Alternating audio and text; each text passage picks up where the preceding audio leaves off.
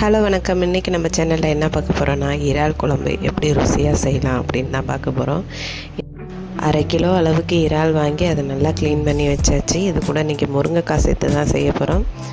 எப்போதும் போல் வெங்காயம், தக்காளி, ஒரு கொத்து கருவேப்பிலை இதை வச்சு மட்டும்தான் நம்ம செய்ய போகிறோம். எப்படி செய்யலான்னு பார்த்துடலாமா? அடுப்பில் வானல் சூடானதும் அதில் தேவையான அளவுக்கு எண்ணெய். இதில் நம்ம மசாலா எதுவும் சேர்க்க போகிறது கிடையாது. பட்டை, கிராம்பு இதெல்லாம் போட்டு தாளிக்கணும்னு அவசியம் இல்லை. வெறும் பெருஞ்சீரகம் மட்டும் நம்ம போட்டு தாளித்தாலே போதும். பெருஞ்சீரகம் நல்லா பொரிஞ்சதுக்கப்புறம் கருவேப்பிலை சேர்த்துக்கலாம். கருவேப்பிலை நல்லா பொரிஞ்சதுக்கப்புறம் வெங்காயம் நல்லா வதங்கணும். வெங்காயம் நல்லா வதங்கி வந்ததுக்கப்புறம் தக்காளி.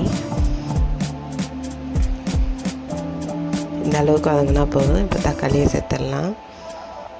தக்காளியும் வெங்காயமும் கொஞ்சம் ஓரளவு நல்லா வதங்கி வரணும். ரொம்ப வதங்கணும்னு அவசியம் இல்லை.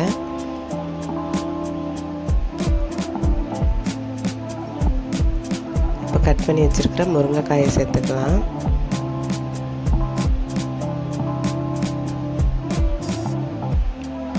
ஒரு லெமன் சைஸ் அளவுக்கு புளி ஊற வச்சு நல்லா கரைச்சி எடுத்துக்கணும். கொஞ்சமாக மஞ்சத்தூள் சேர்த்துக்கலாம். ஒரு 1/2 ஸ்பூன் அளவுக்கு சேர்த்துக்கணும். கவுச்சி ஸ்மெல் வராமல் இருக்கிறதுக்காக மஞ்சத்தூள் சேர்த்துக்கணும். இப்போ இறாலை சேர்த்துடலாம். இது கூட இறால் நம்ம வதக்கிறப்பே சுருண்டுரும். அந்த அளவுக்கு வதக்கினா போதும். இந்த ஸ்டேஜ்லேயே நம்ம இறால் சேர்த்துக்கலாம். இல்லை குழம்பு நல்லா கொதிச்சதுக்கப்புறம் கூட சேர்த்துக்கலாம். இல்லை கொஞ்சமாக இஞ்சி பூண்டு பேஸ்ட்டு சேர்த்துக்கலாம்.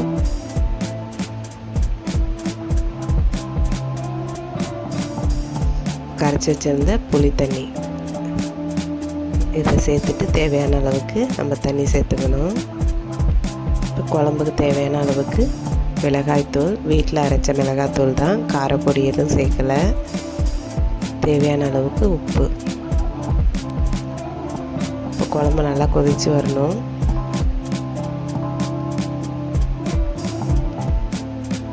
பாருங்கள், குழம்பு நல்லா கொதிச்சிட்ருக்கு.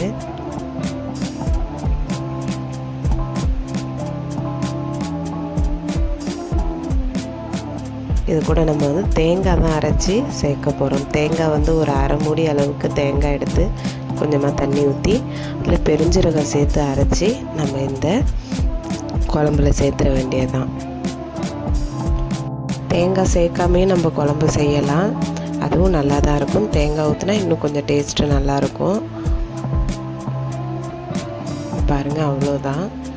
தேங்காய் பிடிக்காதவங்க தேங்காய் ஊற்றாமே செஞ்சு பாருங்கள். அதுவும் நல்லா தான் இருக்கும்.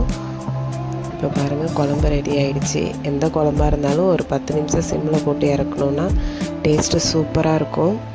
இப்போ பாருங்கள், அவ்வளோதான். இறால், இந்த முருங்கைக்காய் எல்லாம் வெந்து வந்துடுச்சு. முருங்கைக்காய் போட்டு செஞ்சால் நல்ல டேஸ்ட்டாக இருக்கும். நல்லா குழம்பு நல்லா வாசமாகவும் இருக்கும். அவ்வளோதாங்க, கமன்னு சூப்பராக இறால் குழம்பு ரெடி ஆகிடுச்சு. நீங்களும் வீட்டில் ட்ரை பண்ணி பாருங்கள். வீடியோ பிடிச்சிருந்ததுன்னா லைக் பண்ணுங்கள், ஷேர் பண்ணுங்கள். மறக்காமல் நம்ம சேனலில் சப்ஸ்கிரைப் பண்ணுங்கள். இது மாதிரி டெய்லி ஒரு வீடியோஸ் நம்ம சேனலில் வரும். கண்டிப்பாக பாருங்கள். தேங்க்யூ.